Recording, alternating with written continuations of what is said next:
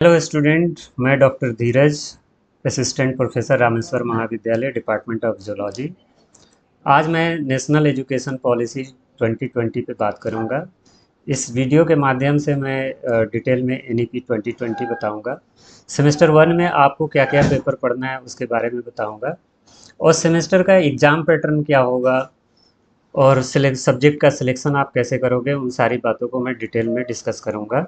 तो मैं अपना लेक्चर स्टार्ट करने से पहले मैं सबसे पहले डिस्कशन करूंगा एजुकेशन। आप सब लोग जानते हो एजुकेशन हर किसी के लिए ज़रूरी है, और आप सोसाइटी में सुनते भी होंगे कि एजुकेशन सबके लिए अनिवार्य है। और एजुकेशन कैसा होना चाहिए, और इस एजुकेशन से हमें क्या क्या लाभ है, और क्या क्या हम लोग कर सकते हैं। तो आप जैसे अगर देखो, अगर एजुकेशन आप अपने नॉलेज के लिए अगर पढ़ाई करते हो, यानी कि एजुकेशन अगर नॉलेज बेस्ड है, तो ये आपके लिए एक कैरियर ऑप्शन ओपन करेगा। लेकिन अगर आप नॉलेज के लिए पढ़ाई नहीं करते हो, तो आपका कैरियर एजुकेशन से बनना डिफ़िकल्ट होगा। तो इसीलिए कहा जाता है कि एजुकेशन इम्पॉर्टेंट है ओवरऑल ग्रोथ के लिए। और नॉलेज बेस्ड अगर एजुकेशन है तो ये आपके ब्राइट करियर ऑप्शन को ओपन करेगा। तो हमारा फोकस होना चाहिए एजुकेशन, आप जिस सब्जेक्ट में पढ़ाई कर रहे हो आपका फोकस नॉलेज होना चाहिए, और नॉलेज बेस्ड स्टडी करना चाहिए। अब अगर हम लोग नॉलेज बेस्ड स्टडी के साथ अगर आप न्यू एजुकेशन पॉलिसी की बात कर रहे हो, तो न्यू एजुकेशन पॉलिसी 2020 ये अप्रूव हुआ जुलाई 29 2020 को। और इसका पर्पस क्या था कि हमारा जो देश में, अपने देश में जो हायर एजुकेशन है उसको ग्लोबल लेवल तक लेके जाना। यानी कि हमारी जो हायर एजुकेशन की रैंकिंग है वो ग्लोबल लेवल में अभी हम लोग पीछे हैं, तो इसको ग्लोबल लेवल तक लेके जाना है। तो इसी पर्पस से ये न्यू एजुकेशन पॉलिसी को लाया गया। और इस न्यू एजुकेशन पॉलिसी का जो मेन उद्देश्य था कि एजुकेशन सबके लिए एक्सेसिबल हो, और ये इक्वलिटी पे काम करे, और इसमें क्वालिटी की बात कर की गई है, और एफोर्डेबल हो, मतलब सब लोग इस न्यू एजुकेशन पॉलिसी में पढ़ाई कर सके। और इसमें अकाउंटेबिलिटी की बात की गई है। जैसे आप अकाउंटेबिलिटी, इन सारी चीज़ों पे मैं डिटेल में बात करूँगा। और ये न्यू एजुकेशन पॉलिसी आप देखोगे इसको बनाने में 5 साल लगा, 5 ईयर्स। और इस 5 साल के टाइम में बहुत सारे एक्सपर्ट्स ने इस पे काम किया, बहुत सारे सजेशंस आए, और उन सजेशंस के बेसिस पे फाइनली ये जो ड्राफ्ट है वो पब्लिश हुआ 2020 में। और इसका पर्पस क्या था, और ये लर्नर सेंट्रिक, ये जो न्यू एजुकेशन पॉलिसी है ये स्टूडेंट के हिसाब से बनाया गया है, उनके फ़ायदे को देखते हुए बनाया गया है, इसीलिए इसको लर्नर सेंट्रिक बोल रहे हैं। ये फ्लेक्सिबल है, मतलब इसमें आप सब्जेक्ट चूज करने की फ्लेक्सिबिलिटी आपके पास है। तो आप यहाँ से फ्लेक्सिबल है।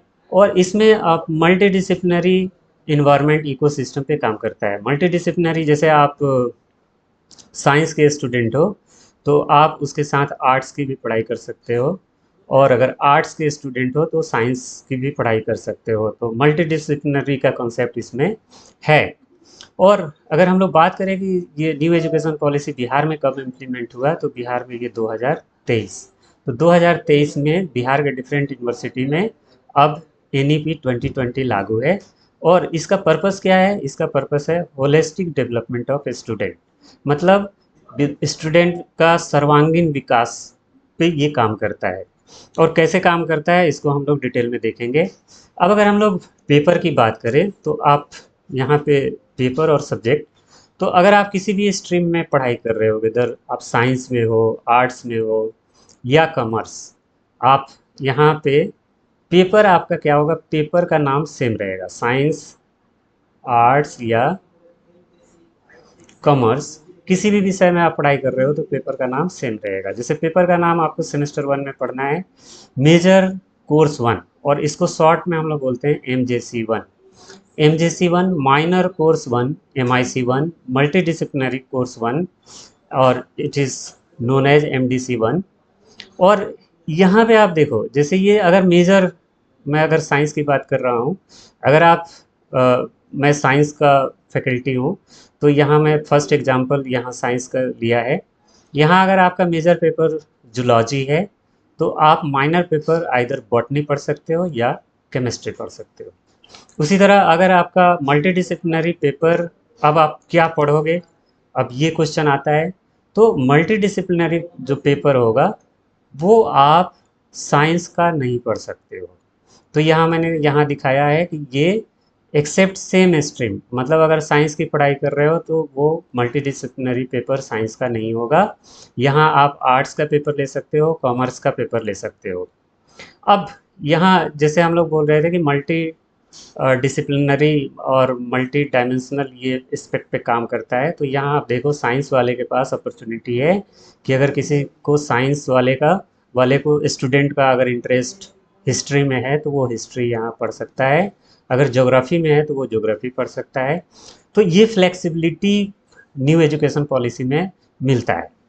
अब यहाँ से अगर ये तीन जो आप पेपर देख रहे हो, MJC1, MIC1, MDC1, ये आपका नॉलेज बेस्ड पेपर है। मतलब ओवरऑल आप सब्जेक्ट नॉलेज को इन्हांस करता है। और इसके अलावा आपको तीन एडिशनल पेपर यहाँ दिख रहा है, AEC1 ability enhancement course 1, skill enhancement course 1 ACC1, VAC1 value added course 1।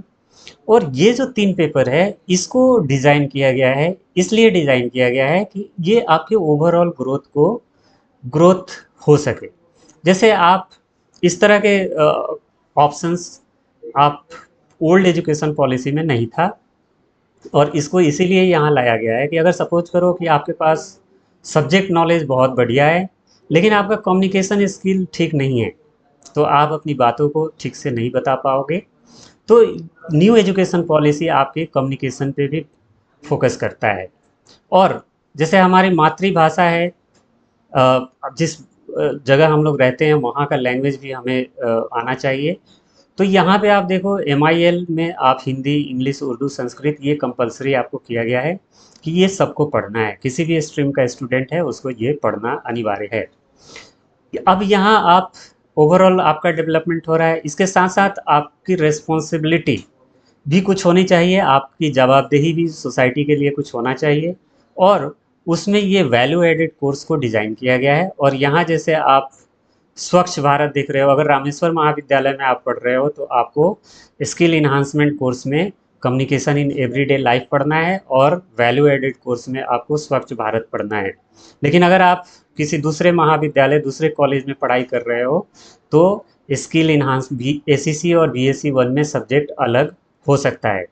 आपको AEC, आप किसी भी कॉलेज में हो वहाँ पे आपको AEC में MIL पढ़ना है, लेकिन ये दोनों पेपर आप दूसरे महाविद्यालय में हो तो वो चेंज हो सकता है। और यहाँ पे बहुत सारा पेपर का चॉइस है जिसको मैं आगे डिस्कस करूँगा। और इसीलिए इस NEP को CBCS सिस्टम भी बोलते हैं, CBCS choice based credit system. तो इसमें स्टूडेंट के पास चॉइस भी है कि अपने चॉइस के अकॉर्डिंग पेपर को सिलेक्ट कर सकता है, और जो आपका स्कोर होगा वो क्रेडिट के फॉर्म में होगा। अब इसी तरह अगर मैं दूसरे स्ट्रीम में बात करूं, तो अगर आप दूसरे स्ट्रीम में हो, जैसे सपोज करो आर्ट्स मेजर पेपर है, अगर आप हिस्ट्री आपका अगर मेजर पेपर है तो माइनर आपका कोई भी दूसरा सब्जेक्ट आर्ट्स का हो सकता है। और यहाँ से आप इसमें पोल साइंस, पॉलिटिकल साइंस पढ़ सकते हो। और पोल साइंस के अगर आपका यहाँ पोल साइंस है तो आप यहाँ हिस्ट्री पढ़ सकते हो। लेकिन अगर MDC की बात आएगी तो आप यहाँ से आर्ट्स नहीं, यहाँ से आपको साइंस या कॉमर्स का पेपर आपको पढ़ना होगा। बाकी ये पेपर क्या होगा, ये सेम रहेगा आपके लिए। Skill enhancement, value added, AEC, ये पेपर दोनों क्या होंगे, ये सेम रहेंगे, ये चेंज नहीं होगा। और मैं जैसे बताया कि आप रामेश्वर महाविद्यालय में हो तो ये चेंज नहीं होगा, लेकिन दूसरे महाविद्यालय में आप जाओगे तो आप वहाँ चेंज हो सकता है। इसी तरह अगर आप यहाँ अगर मेजर आपका कॉमर्स है तो आपका माइनर दूसरा पेपर हो सकता है, लेकिन मल्टीडिसिप्लिनरी आपको ये आर्ट्स या साइंस से ही सिलेक्ट करना होगा। अभी इसके बाद अगर जैसे हम लोगों ने बात किया कि एबिलिटी इन्हांसमेंट कोर्स में आपको MIL पढ़ना है, तो ये MIL में आप हिंदी, इंग्लिश, उर्दू, संस्कृत रख सकते हो।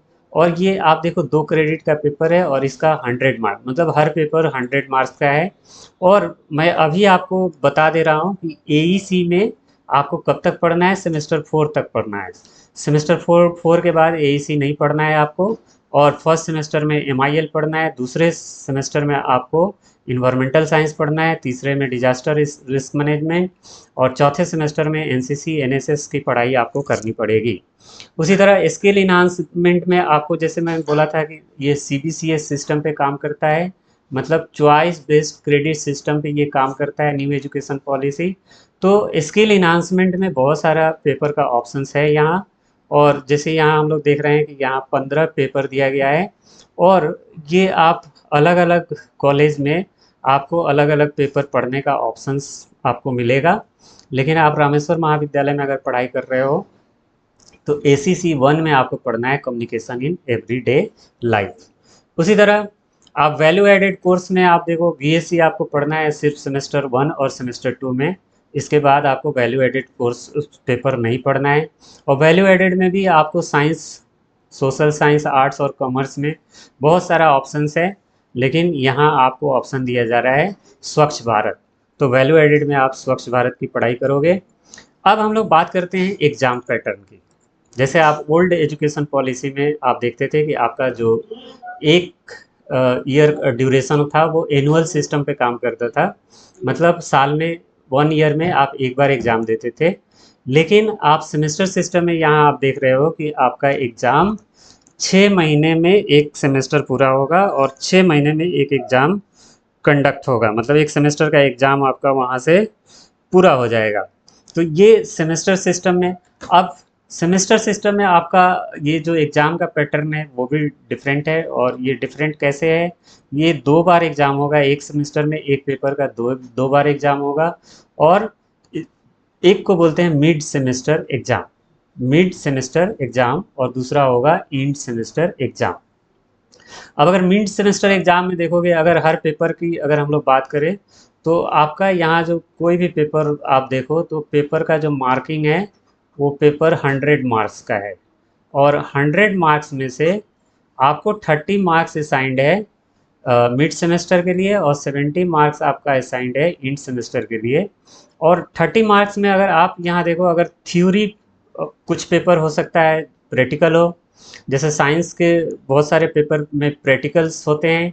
लेकिन आर्ट्स में बहुत सारे पेपर में प्रैक्टिकल्स नहीं है, कुछ ही सब्जेक्ट्स में प्रैक्टिकल है। जैसे आप साइकोलॉजी की पढ़ाई करोगे तो वहाँ प्रैक्टिकल है। तो यहाँ थ्योरी का एग्ज़ाम और प्रैक्टिकल का एग्ज़ाम सेपरेटली होगा। और थ्योरी भी 30 मार्क्स का होगा और प्रैक्टिकल भी 30 मार्क्स का होगा। अगर अब हम लोग देखें कि आपको ये एग्ज़ाम कंडक्ट कौन कराएगा, तो ये कंडक्ट कराया जाएगा आपके कॉलेज के द्वारा और आपके डिपार्टमेंट के द्वारा। आप जो मिड सेमेस्टर का एग्ज़ाम होगा उसका डेट डिसाइड भी जैसे कॉलेज के थ्रू ये इसका नोटिस आएगा आपको, या डिपार्टमेंट के थ्रू नोटिस आएगा। और सेंटर इसका होम सेंटर होगा, मतलब जिस कॉलेज में आप पढ़ाई कर रहे हो वहीं एग्ज़ाम होगा। अगर प्रैक्टिकल का एग्ज़ाम है तो उसका भी पैटर्न सेम है, ये कॉलेज कंडक्ट करेगी, डिपार्टमेंट कंडक्ट करेगी आपका, और यहाँ पे होम सेंटर होगा। और अगर आप इंड सेमेस्टर की बात कर रहे हो तो यहाँ पे आप देखो ये 70 मार्क्स का होगा, और थ्योरी और प्रैक्टिकल के लिए सेपरेट सेपरेट एग्ज़ाम होगा। और इसका डेट यूनिवर्सिटी के द्वारा डिसाइड किया जाएगा। और सेंटर कहाँ होगा, एक्सटर्नल होगा, होम सेंटर नहीं होगा, दूसरे कॉलेज में इसका सेंटर पड़ेगा। और प्रैक्टिकल एग्ज़ाम के केस में आप देखोगे कि प्रैक्टिकल एग्ज़ाम ये आपके डिपार्टमेंट के द्वारा, जहाँ जिस कॉलेज में आप पढ़ रहे हो वहीं पे ये कंडक्ट किया जाएगा, और यानी कि इसका जो सेंटर होगा होम सेंटर होगा। तो ये मिड सेमेस्टर और एंड सेमेस्टर दोनों एग्ज़ाम में अपीयर होना अनिवार्य है। और अगर किसी भी आप एग्ज़ाम में अगर अपीयर नहीं हो तो आपका रिज़ल्ट प्रोमोटेड कैटेगरी में चला जाएगा। तो ये बहुत ज़रूरी है कि आप हर एग्ज़ाम में अपीयर हो। तो ओवरऑल अगर हम लोग देखें तो 6 पेपर है, तो 6 आपका थ्योरी मिड टर्म एग्ज़ाम होगा, 6 एंड सेमेस्टर एग्ज़ाम होगा, और अगर जिस पेपर में प्रैक्टिकल है तो उसका सेपरेट मिड सेमेस्टर और एंड सेमेस्टर एग्ज़ाम होगा। और अगर आप एग्ज़ाम पैटर्न की बात करें तो मिड सेमेस्टर एग्ज़ाम में जो एग्ज़ाम का पैटर्न है वो रिटेन एग्ज़ाम आपका ओवरऑल जो 30 मार्क्स है उसका डिस्ट्रीब्यूशन है कि रिटेन एग्ज़ाम आपका 15 नंबर का होगा। असाइनमेंट या प्रेजेंटेशन या वाइवा ये डिपार्टमेंट डिसाइड करेगा कि आपका किस फॉर्म में एग्ज़ाम लेना है, तो ये 10 मार्क्स का होगा। और आपके अटेंडेंस या कंडक्ट यानी कि बिहेवियर पे 5 मार्क्स असाइंड है। और ओवरऑल ये मिड टर्म का अगर मार्क्स देखो तो 30 मार्क्स का एग्ज़ाम आपको देना है। उसी तरह इंड सेमेस्टर एग्ज़ाम का अगर पैटर्न देखोगे 70 मार्क्स का है। इसमें ऑब्जेक्टिव टाइप क्वेश्चन होगा, 10 क्वेश्चंस होंगे 2-2 नंबर के 20 marks, short answer question 5 number के 4 क्वेश्चन 20 मार्क्स, और लॉन्ग आंसर में आपको 3 क्वेश्चन करना होगा 10 मार्क्स का 30 मार्क्स। तो इस तरह से आप देख रहे हो कि 70 मार्क्स का आपका एग्ज़ाम इंड सेमेस्टर में कंडक्ट होगा। अब यहाँ पे जैसे हम लोग बोल रहे थे कि ये CBCS है, चॉइस बेस्ड क्रेडिट सिस्टम है। तो यहाँ पे आपके पास ऑप्शन है, जैसे अगर आप ओल्ड एजुकेशन पॉलिसी मतलब 2023 से पहले अगर आप ग्रेजुएशन करते हैं और 1 साल अगर पढ़ाई करके आप पढ़ाई बीच में छोड़ दोगे तो उसका कोई लाभ नहीं मिलता था, या 2 साल पढ़ाई करके आप छोड़ दो कोई लाभ नहीं था, 3 साल पूरा करने के बाद ही आपको ग्रेजुएशन की डिग्री मिलती थी। लेकिन आपको यहाँ एक एडवांटेज है कि अगर आप NEP में पढ़ाई कर रहे हो और 1 ईयर कंप्लीट कर लेते हो, मतलब सेमेस्टर 1 और सेमेस्टर 2 की पढ़ाई अगर आप पूरा कर लेते हो 1 ईयर कंप्लीशन के बाद, after successful completion of semester 2 आपको एक मिलेगा सर्टिफिकेट जिसको हम लोग बोलेंगे अंडर ग्रेजुएट सर्टिफिकेट। और अगर आप 2 साल पूरा कर लेते हो तो अंडर ग्रेजुएट डिप्लोमा सर्टिफिकेट मिलेगा। और अगर 3 साल आप कंप्लीट कर लेते हो यानी 6 सेमेस्टर पूरा कर लेते हो तो यहाँ पे आपको मिलेगा बैचलर ऑफ साइंस आर्ट्स और कॉमर्स की आपको एक ऑनर्स की डिग्री मिलेगी। और अगर आप 8 सेमेस्टर पूरा कर लेते हो तो ये ऑनर्स विथ बैचलर की डिग्री तो मिलेगी ही, ऑनर्स विथ रिसर्च का डिग्री आपको मिलेगा। तो ये एडवांटेज है NEP 2020 में जो ओल्ड एजुकेशन पॉलिसी में नहीं था। अब अगर हम लोग बात करें इसमें, अब सेमेस्टर सिस्टम में एक क्रेडिट बैरियर है, ये बहुत इंपॉर्टेंट है। आप इसको ध्यान में रख के अगर पढ़ाई करोगे तो आपके लिए वो बहुत हेल्पफुल होगा। आपको जैसे अगर यहाँ एक पहला बैरियर आपको मिलेगा आफ्टर सेमेस्टर 2, जब सेमेस्टर 3 में जिस समय आप जाओगे वहाँ पे एक बैरियर मिलेगा, दूसरा बैरियर आपको मिलेगा सेमेस्टर 5 में। तो आप अगर सेमेस्टर 1 में अगर टोटल स्कोर आप अगर 14 क्रेडिट्स अगर आप करते हो, या और सेमेस्टर 2 में फिर से अगर 14 क्रेडिट्स अगर आप स्कोर करते हो, और ये दोनों जोड़कर ये दोनों क्रेडिट्स को ऐड करके अगर आपको 20 क्रेडिट्स है तभी आप सेमेस्टर 3 में प्रमोट होगे।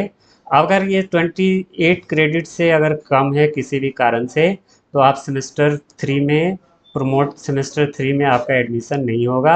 आपको फिर से सेमेस्टर 1 या सेमेस्टर 2 का जहाँ पे मार्क्स आपका कम है उसमें फिर से एग्ज़ाम देकर आप अपना स्कोर ठीक करना पड़ेगा।